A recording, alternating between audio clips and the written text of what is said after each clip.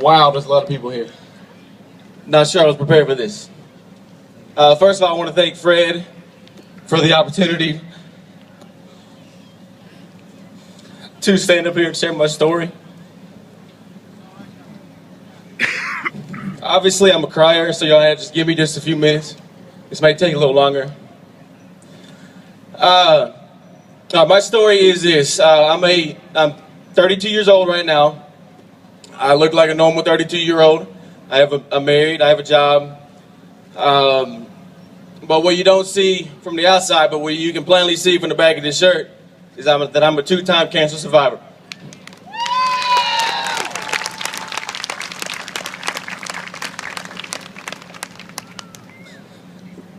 The first time that I heard that word cancer, I was 18 years old.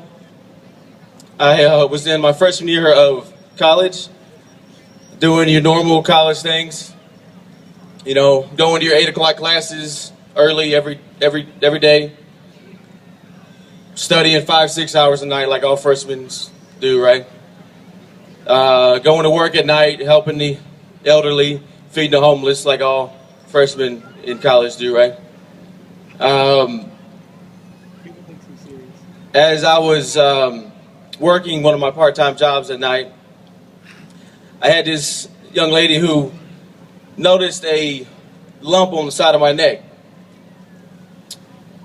She mentioned to me, she said, "Scott, I think you need to get that checked out." And I was, like I said, I was 18. Nothing could scare me. I was fine. I said, "No, I'm good, thank you." And she just kept bugging me. And finally, after her perseverance paid off, and I told her that I would go see the campus doctor, which was free because I was broke. So I went and saw the campus doctor. The campus doctor said I need to go see my family doctor, so I drove home and I saw my family doctor, and he referred me to a specialist in Nashville. And my mom and I went to see this specialist. I did a couple tests, and the one thing that I remember about this is this needle that they brought out was this needle was huge. And that was the first time I was really scared of what was going to happen next. They took some tests, and I went home, and I returned back to my normal duties for a few days. You know, feeding the homeless, helping old ladies cross the street, typical things like that. Finally got a call back, and it was stage 2 Hodgkin's lymphoma, and it had gone from my neck into my chest. And when we set up the first appointment with the oncologist, he said that he wanted to start chemo that same day. I don't think any of us were ready for that, but I started chemo that day, and I walked into the chemo room for the first time. And those of us who have walked into that room, the first people that we meet is these nurses. And the first thing that I thought of when I saw these nurses, that these are my angels. They were there for me every day. They were there for me every day through every shot. And it takes somebody very, very special to be an oncology nurse. It very, very does. If there's any of y'all out here right now, thank you. It takes somebody very special. Let's see. After we did this, we went through eight rounds of chemo. Then I went into the radiation part of it. And after I got through with this, I had moved back home with my parents, like every 18-year-old wants to do after they moved out. But I moved back in with my parents, got through this, I got on with my normal life.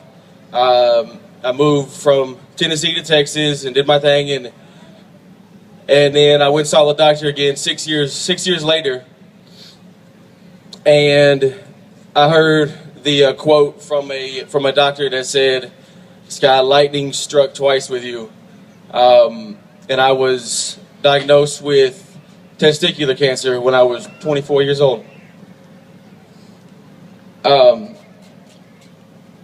And I actually got to be treated by the same doctor that treated my grandmother for breast cancer years and years back, which was very special to both of us because he had known our family, and that made the whole thing very, very special. But he put me on a 5-day-a-week chemo schedule. I would go every day.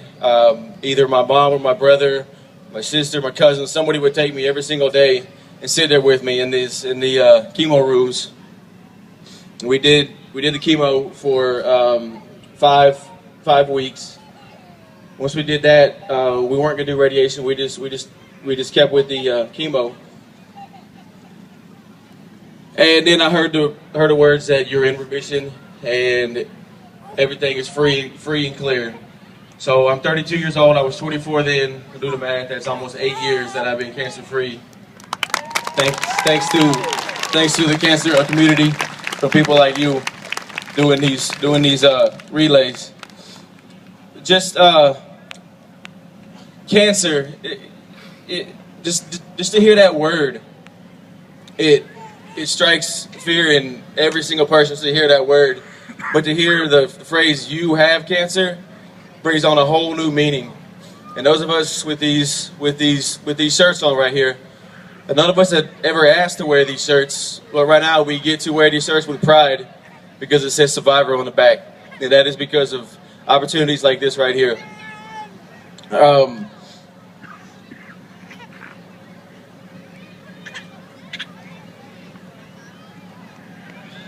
Sorry.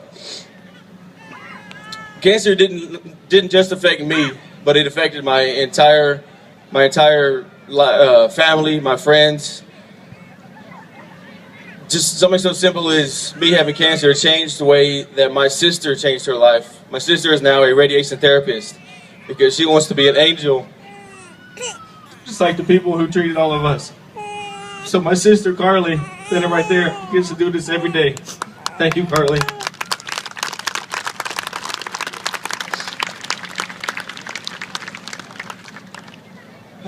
Now, during this whole process, I've been asked a couple of times the question, why do I relay?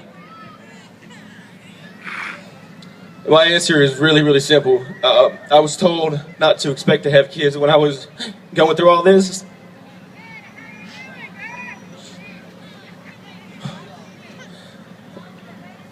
I was told I wasn't going to have kids through all this.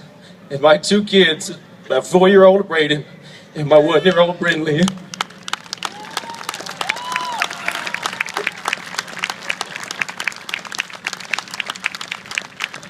are right here with me now because of these things called relay.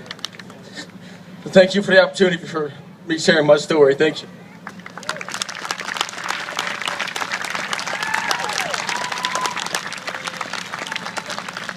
Thank you, Scott. On behalf of the committee, I'd like you to take this award, this present here for you. Thank you very much.